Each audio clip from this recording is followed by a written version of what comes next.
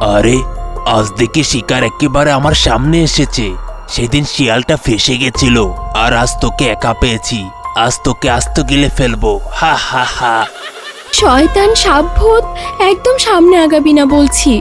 তোর এই ছোটখাটো ধমকে আমার কিচ্ছু হবে না। আয়, এবার আমার পেটে আয়।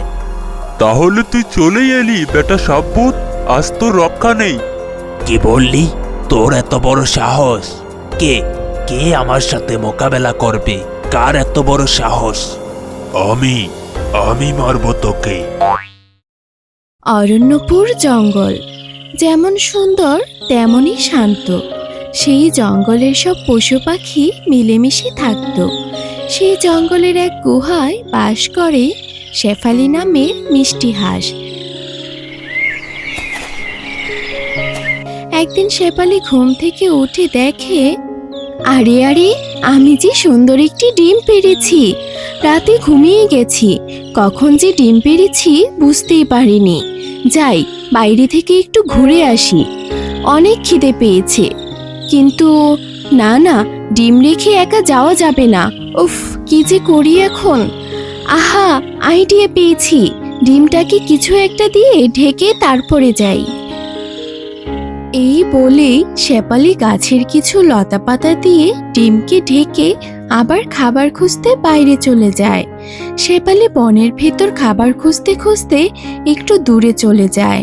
ঠিক তখনই খপ খপ করে হাঁটতে হাঁটতে সেখানে হাজির হয় চালাক শেয়াল মন্টু। খাবারের খোঁজে সে এদিক ওদিক তাকাচ্ছিল। হঠাৎ তার চোখ পড়ে শেফালির গুহার দিকে। আহা, কি সুন্দর একটা গন্ধ পাচ্ছি। এ তো দেখি একদম টাটকা কিছু একটা লুকিয়ে রাখা আছে। গুহার ভিতরে আবার কার ঘ্রাণ আসছে রে বাবা? শিয়াল আস্তে আস্তে গুহার ভেতরে ঢোকে এবং লতাপাতা সরাতেই তার চোখ কপালে উঠে যায়। বাপরে বাপ, একখানা আস্ত সুন্দর ডিম। বাহ রে বাহ, কপাল তো আমার একদম খুলে গেছে। আজ জমি একটা দারুণ ভোজ হবে দেখছি, কেউ নেই আশেপাশে। এই বলে মন্টু শিয়াল লোভী দৃষ্টিতে ডিমটার দিকে হাত বাড়ায়। শিয়াল আর এক মুহূর্ত দেরি না করে খপ করে ডিমটা নিজের মুখে তুলে নেয় এবং খুশিতে গদগদ হয়ে বলতে থাকে, হে হে হে, ডিমটা তো সোজা আমার পেটে চলে যাচ্ছে। হাঁসটা আসার আগেই চম্পট দেই। এই বলে শিয়াল দৌড় দেয় বনের গভীরের দিকে।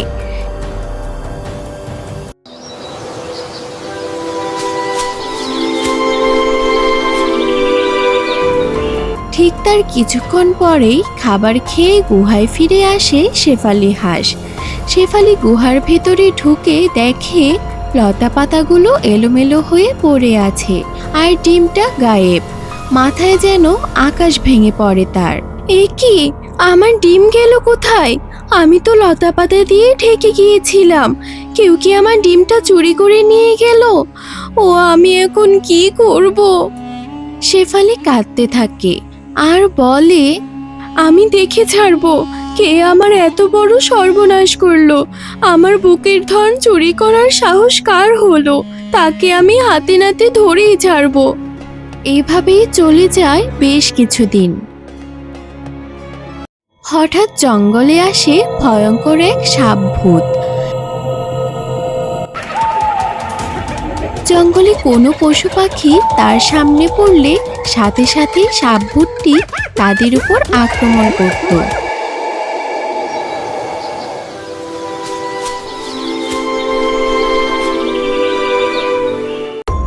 সাপভূত জঙ্গলে আসার পর পুরো জঙ্গল ভয়ে কাঁপত।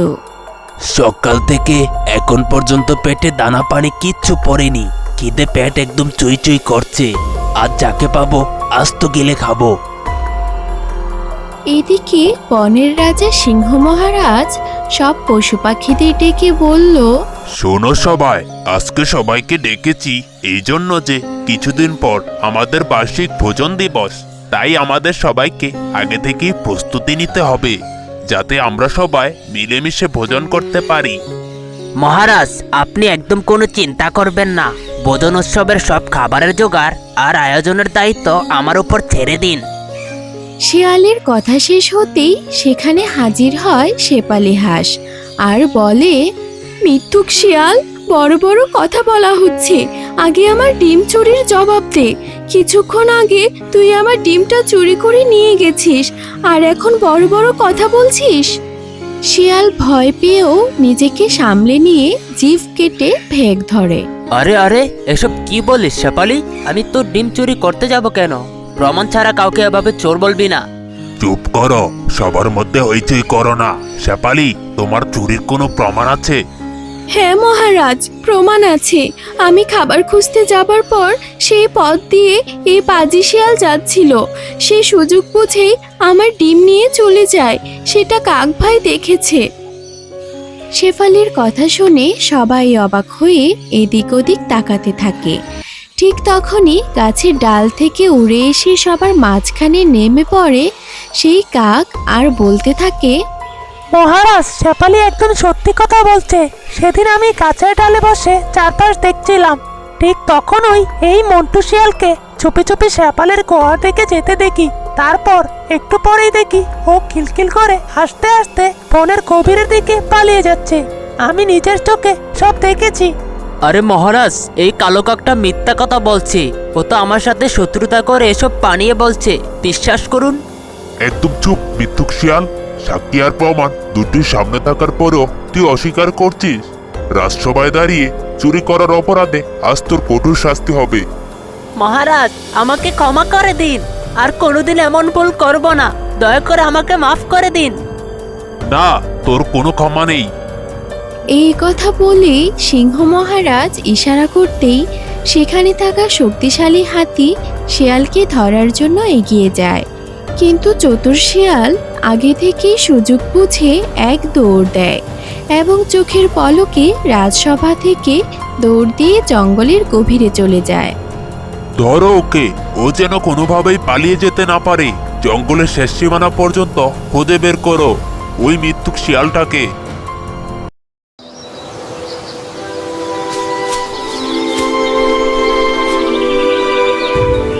শিয়াল প্রাণপণে দৌড়াতে থাকে। হঠাৎ তার সামনে পড়ে সেই সাপভূত। সাপভূতকে দেখে শিয়াল থমকে দাঁড়ায়। বাহ, এ তো দেখি শিয়াল। কতদিন শিয়ালের মাংস খাই না, আজ তোকে চিবিয়ে চিবিয়ে খাবো। আরে, এ তো দেখি সাপভূত। এই সাপভূত কোথা থেকে আসলো রে বাবা? আমাকে ছেড়ে দাও, ছেড়ে দাও বলছি। কি ছেড়ে দেব? আমি হলাম সাপভূত। আমার হাত থেকে আজ পর্যন্ত কেউ বাঁচেনি, তুইও বাঁচবি না। আমি তোর মাংস চিবিয়ে চিবিয়ে খাবো। হা হা হা। তারপর সাপভূতটি শিয়ালের উপর ঝাঁপিয়ে পড়ে। আর দূর থেকে বসে সবকিছু দেখছিল টুনি।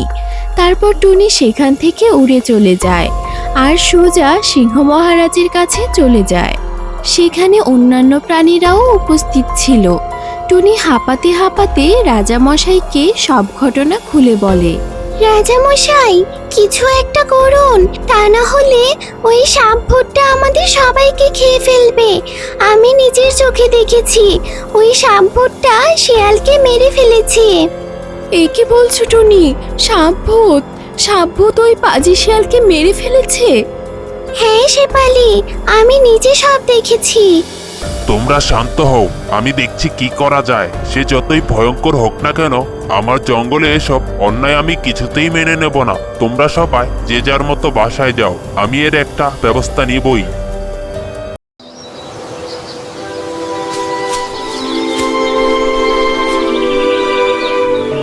এভাবেই চলে যায় বেশ কিছুদিন।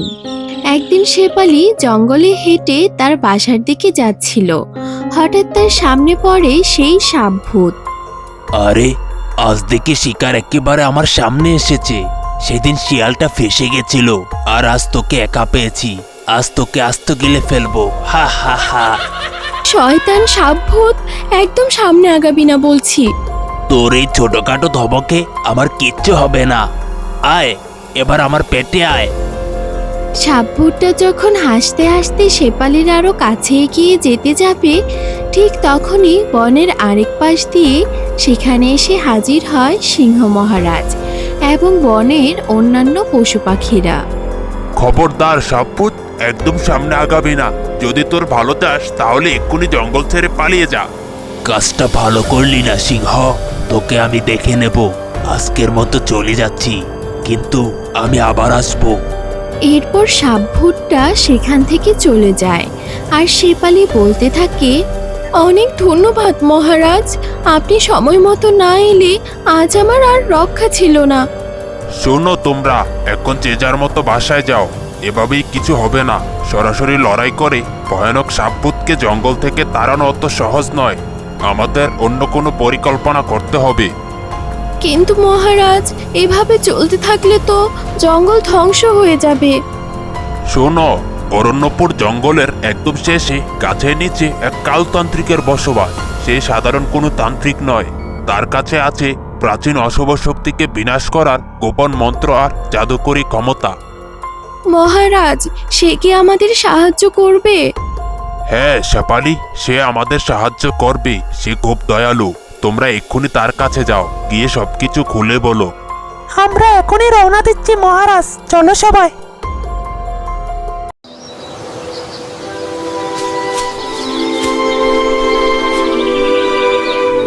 কিছুক্ষণের মধ্যেই তারা কাল্লুতান্ত্রিকের কাছে পৌঁছে যায় এবং তাকে সবকিছু খুলে বলল। কি সাপভূত? ওই শয়তানটাকে তো আজ থেকে অনেক বছর আগে বন্দি করা হয়েছিল। সে আবার জাগ্রত হয়েছে। সে তো খুব ভয়ানক। তাহলে তান্ত্রিক মশাই, তাকে কি শেষ করা যাবে না? হ্যাঁ, তাকে শেষ করতে পারবে, কিন্তু তাকে শেষ করতে হলে তাকে দরকার। কাকে দরকার তান্ত্রিক মশাই, কাকে? সেই ছাগলভূতকে। ছাগলভূত? হ্যাঁ, ছাগলভূত। সে থাকে অরণ্যপুর জঙ্গলের দক্ষিণে এক গুহায়।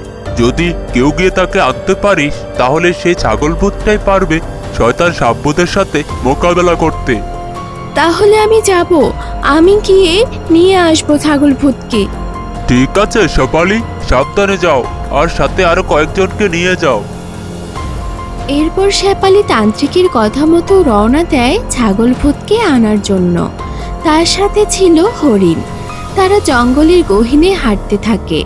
অনেকক্ষণ হাঁটার পর তারা ছাগল ভূতের গুহার কাছে পৌঁছে যায়। তারা সেখানে গিয়ে দেখে সেখানে কেউ নেই। তখন শেফালি ছাগল ভূতকে ডাকতে থাকে, ছাগল ভাই, ও ছাগল ভাই, তুমি কি আছো? শেফালির কথা শুনে গুহার ভেতর থেকে ছাগল ভূত বের হয়ে আসে আর বলে, কে রে? কে এই সময় আমার ঘুম ভাঙালি? আমি ছাগল ভাই, অনেক দূর থেকে তোমার খুঁজে এসেছি, আমাদের সাহায্য করো ছাগল ভাই। কি হয়েছে খুলে বলতো, আমি তোমাদের কিভাবে সাহায্য করব? তারপর শেফালি ছাগল ভূতকে সব খুলে বলে। ছাগল ভূত সব শুনে বলে, ও এই ব্যাপার, সাপভূত পুরো জঙ্গলে তাণ্ডব চালাচ্ছে। সাপভূতকে তাহলে একটা শিক্ষা দিতেই হবে। চলো তাহলে, আমাকে নিয়ে চলো। এরপর তারা ছাগল ভূতকে নিয়ে রওনা হয়।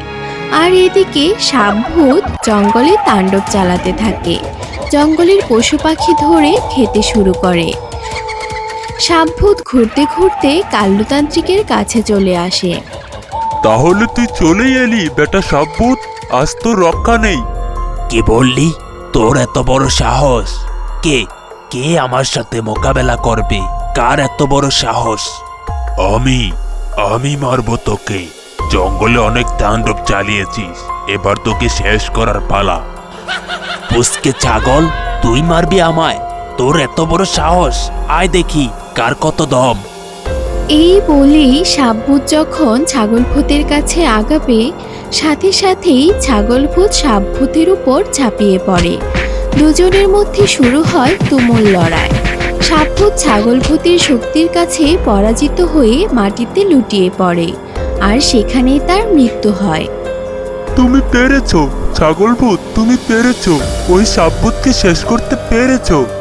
ছাগল ভাই, তোমাকে অনেক ধন্যবাদ আমাদের বিপদ থেকে বাঁচানোর জন্য। হয়তো আপনি জানেন না, আপনি যদি আমাদের হাসির কার্টুন বাংলা চ্যানেলটি সাবস্ক্রাইব করে আপনার নাম কমেন্টে লিখেন, তাহলে আপনার নাম আমাদের পরবর্তী ভিডিওতে দেখানো হয়।